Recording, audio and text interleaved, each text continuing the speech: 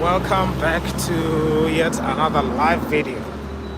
I don't have my microphone today, so you're gonna hear a lot of other things other than my voice, but that's okay. So, in recent years, you probably have seen a lot of people calling for Africa's independence or dependence. Depend on yourself. How do you say? Is it independence? And obviously, a lot of people are pointing fingers at the Western world and China included. Many times when there is like a strike and some lootings, for example, like in Madagascar right now, foreign investors are always the target. I mean, for a reason, because some foreign investors are taking advantage of the living situation in Africa, so they're capitalizing on that to make even more money for themselves and take it home and leave most Africans with nothing. So that's also one of the reasons. But notice when I say foreigners, these are investments that whatever you hear somebody angrily saying, you know what, we don't need these people.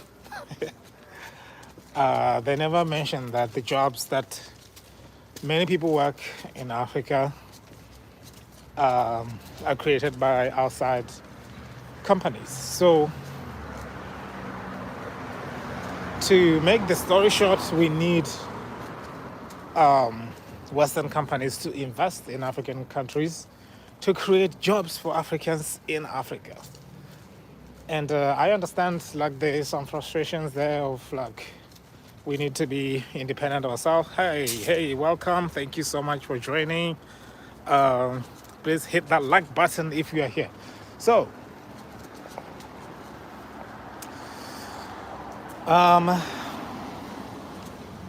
what is going to happen if the USA does not renew the contract they have with African countries? So the USA has a contract, or is it a contract? Yeah, is it a contract about supply and demand? So what the US government had done the previous years was have an agreement with many African countries or sub-Saharan African countries to say, you know what, we will lower the tariffs of what we import from you, suppliers, and we'll just buy from you. We'll just dedicate a market just for African products.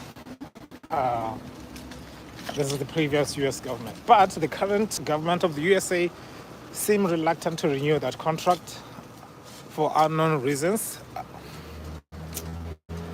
And this leaves an uncertainty in African businesses right now. So, because many African businesses are depending on that contract that they have signed. They know that they have a market already in the USA. And trust me, everybody in the world wants that market. It's not like the US consumer is going to feel, what do you call it, the pinch when African businesses are no longer supplying them with products. So, okay. So, many jobs, especially in Kenya, from what we see in the news, to lose their jobs. This may